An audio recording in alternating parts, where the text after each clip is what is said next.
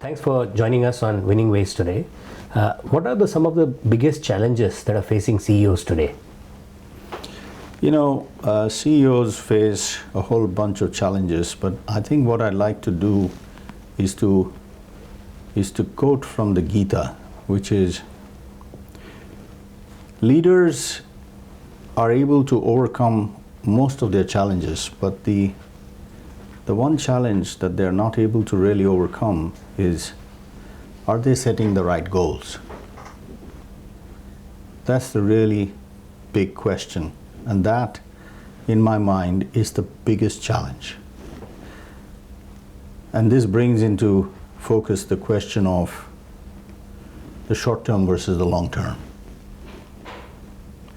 Are they being truthful to their vision, or are they getting sucked into the everyday realities of doing business? And therein lies the tension. Now, that can be a creative tension, or it can be a very reactive, anxiety-ridden, pressured existence, whereby the behaviors of the CEO very quickly lapse into short-term transactional firefighting attitudes, thereby giving up everything that had to do with the original vision with which the business was set up. That, in my mind, is the single biggest challenge, because they have forgotten the very purpose for which they exist. This is the thing which really impedes some of the CEOs from achieving their success or their goals? Yes, without question, because whatever they're achieving is in the short term, and therefore it's not sustainable. In the long term, many of their decisions will actually come back and bite them. And this whole desire to achieve quick results has become the bane of many organizations. And it cascades all the way down and shapes the culture of the organization. Nobody really believes in the context of the bigger question of why do we exist. People don't even know. The values of the company are posters which are well placed in very interesting places in the organization, right? Around the office. Nobody ever visits them or understands why they are there. The behaviors are not aligned to those values. So is it also to do with a lot of pressure to perform, either from investors, or in some cases if they're publicly listed companies, maybe the whole pressure on the quarterly results, and is it because of that?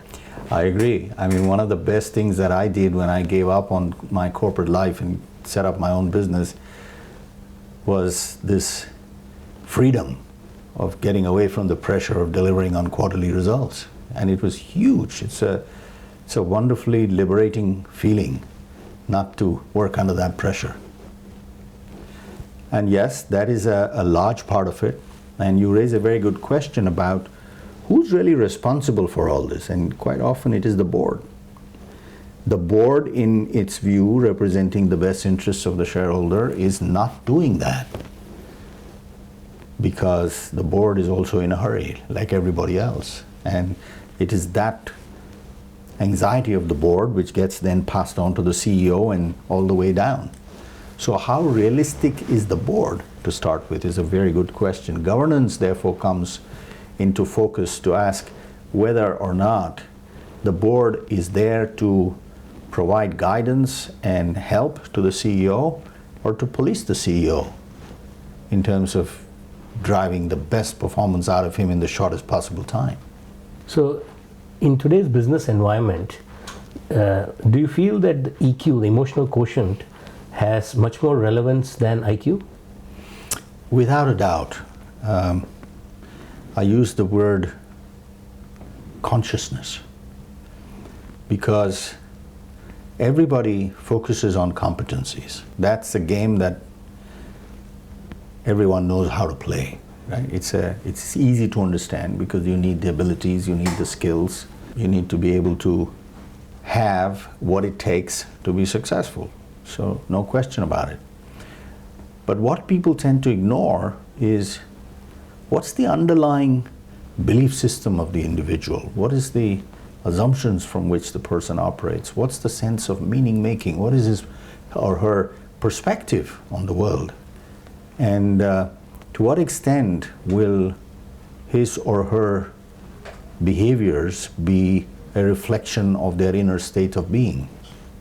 So yes, how you respond or not respond, in which case you react, is an emotional response, right? So the ability to manage your own feelings, to be able to understand the feelings of others, and then to be able to make choices and decisions keeping in mind that you are acting from a place of compassion and empathy rather than from an emotional state which is beyond your control, makes a huge difference to the quality of results and the sustainability of results.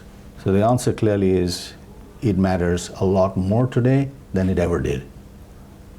But are organizations recognizing this fact and are they working towards it? The answer is yes, they are recognizing it, but they're not working towards it, or if they think that they're working towards it, they're mistaken.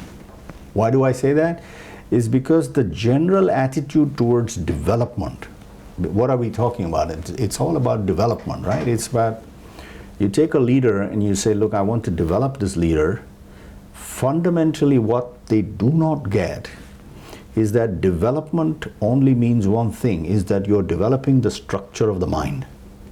They don't get that. What they think is all development is about increasing competencies.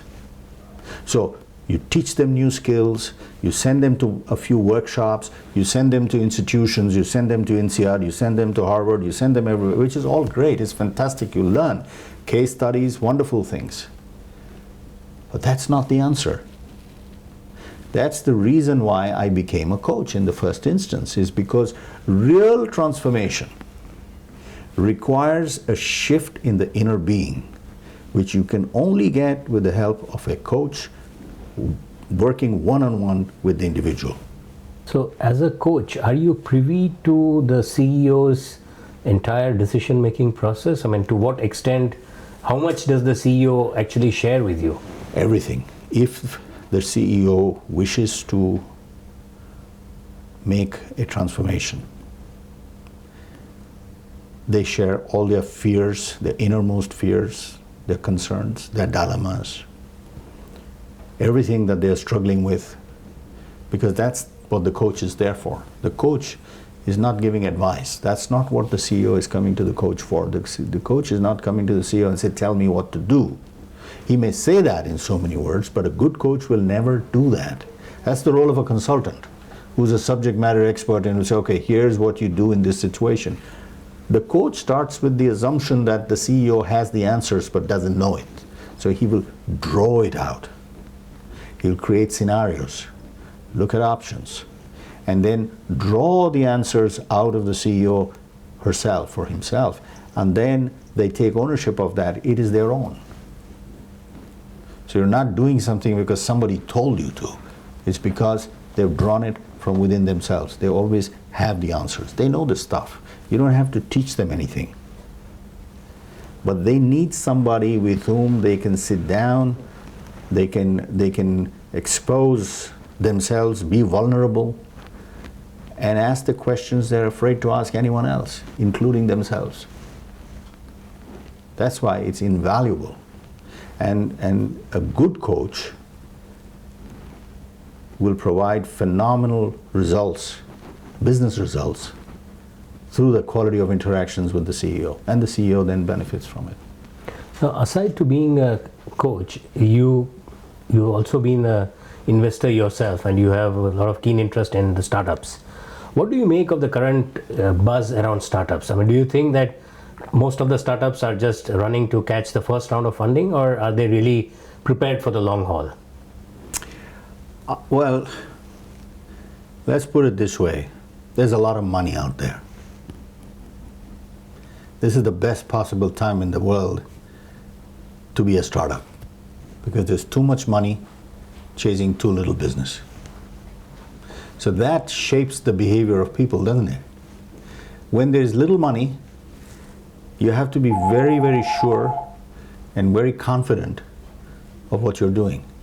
In which case, the approach and the attitude will be very different.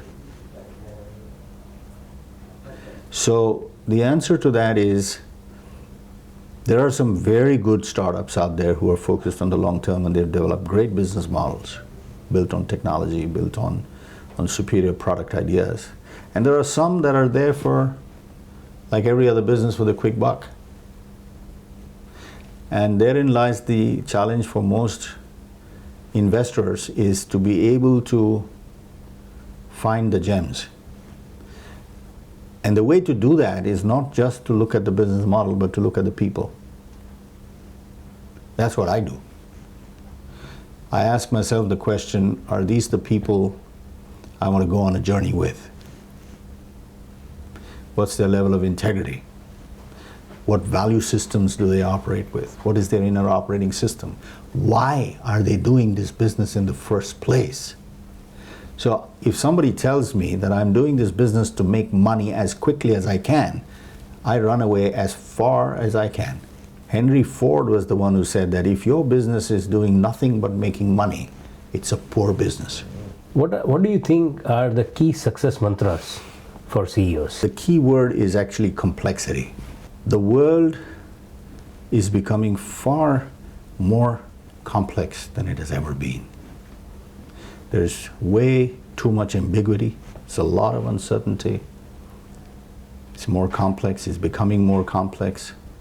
So the critical question a leader needs to ask himself or herself is this: is my mind becoming more complex than ever before? Is the complexity of my mind able to keep pace with the external complexity? That is one big mantra there for you. The continuous evolution of the structure of the mind. You see, it's a bit like redesigning yourself. So a CEO is there obviously in that position because he's a smart person, right? He's talented, obviously, he's smart, he's thinking, he's made some good decisions in life, and that's why they're there. The question is, and as always, what got you here is not what's going to get you to where you want to be, right? So do you have what it takes to get to the next level, or to take your organization to the next level? For that, you have to evolve. If you become satisfied with what you have achieved and you think you have all the answers, that's the beginning of the end. So to know that I have to keep evolving and I have to keep developing the complexity of my mind to keep pace with the external complexity is the biggest mantra that a leader or CEO can have. Thank you very much.